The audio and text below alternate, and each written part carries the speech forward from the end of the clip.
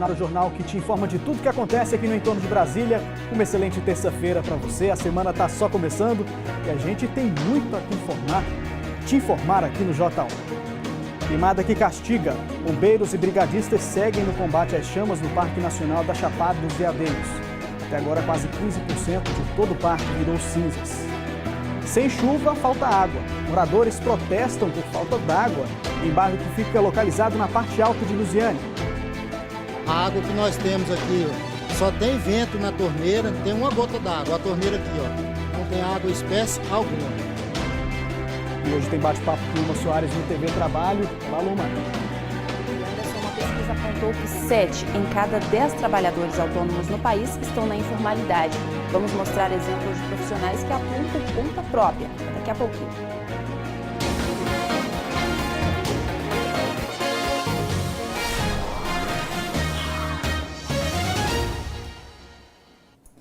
Ótima tarde para você. A gente abre essa edição falando mais uma vez sobre a situação na Chapada dos Veadeiros. Um incêndio de grandes proporções continua por lá. Os municípios de Cavalcante e Alto Paraíso de Goiás já decretaram estado de emergência.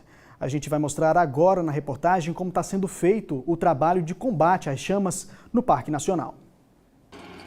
A Chapada pede socorro. Um dos principais destinos turísticos da região sofre uma das piores queimadas da história. Dos 240 mil hectares do Parque Nacional, 35 mil já foram destruídos pelo fogo. O trabalho é feito dia e noite. 60 brigadistas e bombeiros se revezam no combate às chamas, que já duram 6 dias. A Força-Tarefa montou acampamentos como este em vários pontos da Chapada. Um helicóptero leva o grupo aos pontos mais altos. Esse especialista diz que é fundamental a agilidade nesse trabalho para evitar um desastre ambiental ainda maior. É muito ruim para a fauna, para a flora, para a natureza como um todo, até para a atmosfera. A fauna sofre muito, né? Os pequenos animais e insetos, eles morrem, os filhotinhos morrem. Isso traz um desequilíbrio ao meio ambiente. Tem muitas espécies ali que são importantes, né, aqui para o Cerrado como um todo. É uma área muito preservada. E esses incêndios estão cada vez mais comuns, porque lá cada vez mais temos a presença humana. A preocupação aqui na Chapada é que a cada momento surgem novos focos de incêndio e eles precisam se dividir. O capim seco virou combustível para o fogo que avança rapidamente. Muitos voluntários trabalham sem máscaras, enfrentam subidas, caminhos cheios de pedras e uma sensação térmica de mais de 50 graus. Além de poucas horas de sono. Quantas horas de combate ontem? Nós saímos 7 horas da manhã de ontem, vamos parar 1 hora da manhã ontem, né? E no dia seguinte o fogo continua destruindo o cerrado. O trabalho tem que ser rápido, mas as dificuldades são muitas. A gente está nesse local aqui, ó, né, dá para ver como o rio, né, vem secando. E a maior dificuldade de combate a incêndio é que a gente não encontra água. Então a gente já andou já uns 3 quilômetros, né? Agora que a gente encontrou uma quantidade de água que você vê que já está bem no finalzinho. Os brigadistas também reclamam da falta de apoio e estrutura e fazem campanha para arrecadar combustível e alimentos. E para eles parece mesmo uma missão de guerra, mas a luta aqui é para salvar a Chapada dos Veadeiros. Boa parte da vegetação rica do Cerrado virou cinzas. Os brigadistas e bombeiros são verdadeiros guerreiros, né? A gente, claro, vai continuar acompanhando a situação preocupante desse incêndio lá na Chapada dos Veadeiros. Vamos falar mais uma vez hoje sobre a falta d'água. A gente tem acompanhado de perto a situação em Lusiânia. Ontem, o coordenador regional da Saneago falou com a nossa equipe e deu algumas explicações. Só que os moradores do bairro Jofre Parada não concordam com algumas medidas. Por isso, ontem mesmo, eles fizeram um protesto lá no bairro.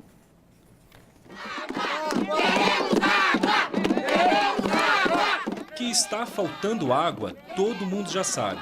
Mas o porquê disso ainda não está claro.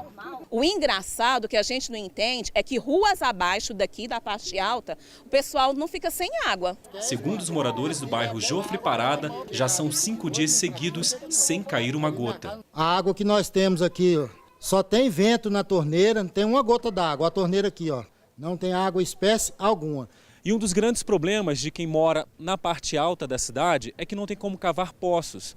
São cerca de 40 metros, mais ou menos, para chegar até onde tem água. E aí, a única solução que os moradores encontram é ir para a rua para serem ouvidos.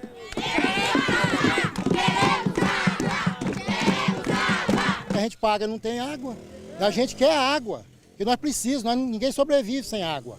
A Tiffany não sabe mais o que fazer. Só nesta semana já gastou mais de R$100 comprando galões. Para dar banho no bebê de apenas 5 meses, só assim. Comprando água mineral para dar banho, fazer comida, beber, né? Sem água a gente não é nada. Sanear água dá um jeito. A gente não tem culpa que não tem pressão para subir para o Jofre. Em entrevista ontem para o jornal Anhanguera, segunda edição, o coordenador regional da Saneago, Daniel Moraes, disse que agora vai ser feita uma manobra de registro, ou seja, vai chegar menos água durante o dia para que não falte à noite. Por isso, a gente pede às pessoas que façam uso dos reservatórios domiciliares em casa e que utilizem água racionalmente para que a água consiga chegar a abastecer toda a população de Lusiânia. Para os moradores, faltou planejamento. Se planeja para não deixar a gente sofrer aqui não. Todo mês vem lá na minha conta de água. Parabéns, porque você paga antecipadamente. Mas é justo? A gente falou no começo do jornal sobre a queimada lá na Chapada dos Veadeiros, agora falamos sobre a falta d'água em bairros localizados em pontos altos aqui de Lusiânia. Isso tudo é reflexo da falta de chuva. Eu falo ao vivo agora com a repórter Thalia Santos sobre esse assunto. Thalia, afinal de contas, vem ou não vem chuva pra gente aqui, pelo menos até o fim dessa semana? Boa tarde para você.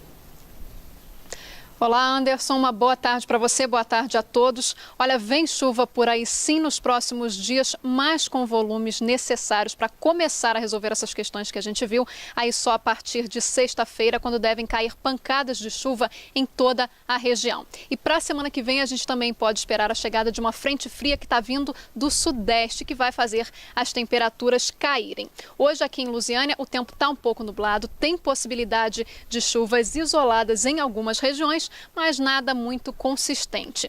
Hoje a umidade relativa do ar fica em torno de 20% e as temperaturas entre 16 e 36 graus. O jeito é a gente torcer então para que essa previsão se confirme e as chuvas cheguem no fim de semana, Anderson. A gente está na torcida sim, viu? Thalia, obrigado por suas informações, bom trabalho para você. Mudar de assunto agora, vamos falar sobre o transporte público. A gente sabe que muitas pessoas que moram aqui na região do entorno trabalham em Brasília e encaram trânsito todo dia. Encarar esse trânsito não é nada fácil. Agora, imagine você ter que embarcar em viagens diárias em ônibus rodando em péssimo estado de conservação. Você vai ver agora como é a realidade do passageiro que depende do transporte público por aqui. As linhas atendem as cidades do entorno e do Distrito Federal. De Lusiânia até a rodoviária de Brasília são cerca de 60 quilômetros. E muitas vezes é nessas condições que o passageiro acaba se arriscando. E pelo caminho não é difícil encontrar ônibus quebrado. Este motorista diz que foi uma falha nos freios, mas os pneus também estavam em péssimas condições. O trânsito já é pesado e ainda quebrar e complica mais ainda. E essa não é a única irregularidade que encontramos pela BR-040. Esse ônibus estava rodando com um dos faróis queimados. Já nesse outro, o problema era na lanterna traseira. Além disso, os passageiros reclamam que alguns coletivos não fecham a porta. Já flagrou motorista andando com porta aberta? Já, muitas vezes. Como é que você se sente?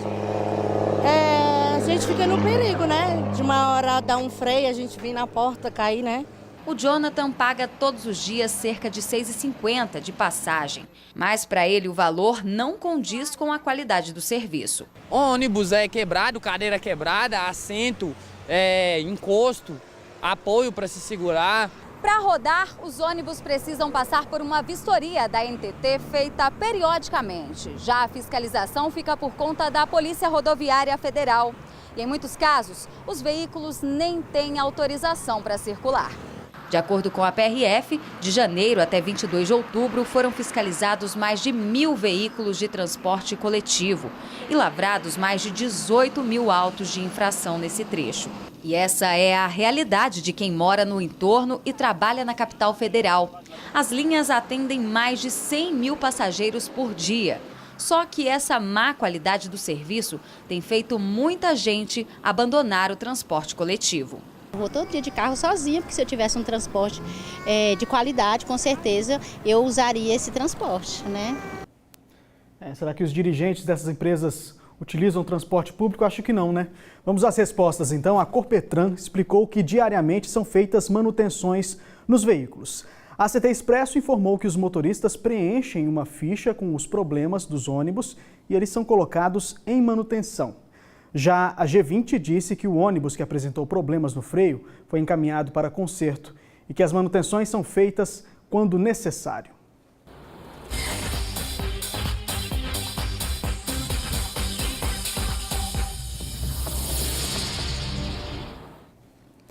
Hora do TV Trabalho, uma pesquisa do IBGE apontou que o número de pessoas que trabalham por conta própria cresceu quase 5% nos últimos 3 meses. Luma Soares já está ao vivo aqui com a gente. Luma, boa tarde para você. Já são quantos trabalhadores informais hoje no país, hein? Oi, Anderson, boa tarde para você, boa tarde a todos que acompanham o Jornal Anhanguera. Olha só, hoje já são mais de 460 mil profissionais que atuam como autônomos no país. Eu acompanhei um pouco a rotina de algumas pessoas que trabalham na informalidade, mas que já garantiram estabilidade e sucesso na área. Olha só. É quando as TVs param de funcionar que o Marcelo entra em cena. Ele trabalha em meio a esse universo eletrônico há 22 anos. Começou jovem na área, a partir da curiosidade. A curiosidade que eu tive de desmontar, né, fazer conserto, ver o trem funcionando, né, eu comecei a mexer com rádio, né, depois mexer com TVs, pegar os TVs das pessoas mais próximas para consertar, né, comecei a consertar e vi que funcionando e aí tive curiosidade de dar mais passo à frente, né. A loja dele, que fica em Valparaíso, já ficou pequena para a quantidade de aparelhos de TV que ele conserta. E não é só isso não. Tem ainda celulares, som e por aí vai. Ele cobra entre R$40 e R$250 por serviço. Mas todo esse conhecimento não veio só por curiosidade. O técnico precisou fazer um curso na área, que durou 6 meses. Valeu de boa qualidade, né? Atualizando cada dia mais, né? Procurando conhecimento, né? Hoje ficou muito fácil com a internet, né? A atualização hoje é muito fácil e a gente trabalha em cima disso, né? De cada dia melhorar nesse ramo, né? De eletrônica. Cada dia evolui mais ainda, né? E se o cliente não vai até o Marcelo, o Paulo vai até o cliente. Depois de consertar a máquina de lavar roupa, ele leva, instala, oferece serviço completo. Já são 18 anos na área. É gratificante, né? Porque a gente está atendendo o dia a dia do nosso cliente, deixando o cliente satisfeito. Porque o cliente satisfeito para a gente é tudo, né? O Paulo estava me contando que 80% do serviço dele é externo, indo à casa dos clientes. Ele chega a fazer cerca de 10 atendimentos por dia. Paulo, acredito que seja uma rotina puxada, mas para você é gratificante? A satisfação do cliente é o que conta, né?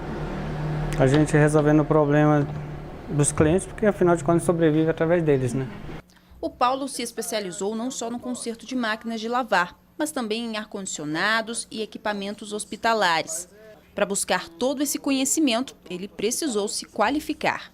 Segundo uma pesquisa do IBGE, o número de pessoas que trabalham por conta própria, assim como o Paulo e o Marcelo, cresceu 4,6% no último trimestre. São mais de 468 mil trabalhadores informais. Mas o profissional técnico não atua apenas como autônomo. Ele também pode atuar em empresas. O salário de um funcionário iniciante é de R$ 1.500 e pode chegar a R$ 8.000. Depende do trabalho e da indústria que se presta o serviço. O que você deseja ainda para o futuro? Desejo alcançar muitas coisas, né? Desejo qualificar mais, desejo também comprar mais coisas para botar dentro da loja, né? E dar o melhor para o cliente. Eu acho gratificante, sim. Eu gosto do que eu faço, é um pouco cansativo, mas eu gosto. Vale a pena? Vale, muito, muito mesmo. E se você atua por conta própria ou está pensando nisso, é possível regularizar o negócio e se formalizar como microempreendedor individual, por exemplo. O Sebrae oferece consultoria. Lá você pode tirar todas as suas dúvidas. Aqui em Lusiânia, o telefone é o 3601-5300. E os atendimentos na Secretaria de Educação acontecem das 8 Bom, vamos acompanhar agora as vagas dos cines aqui da região, olha só. O Cine de Cristalina está oferecendo uma vaga para doméstica, uma para cuidador de idosos, 2 para balanceiro, uma para operador de caixa e uma para entregador. Já o Cine de Formosa tem uma vaga para motorista, 4 para auxiliar de limpeza, 2 para açougueiro e uma para técnico agrícola. Boa sorte! TV Trabalho está terminando, mas na próxima semana eu volto com mais dicas para vocês. Anderson. E a gente te espera, Luma. Obrigado, viu? Bom trabalho para você. Até a semana que vem. O Jornal Anhanguera faz uma pausa para o intervalo comercial. Agora, 12h16. A gente volta já.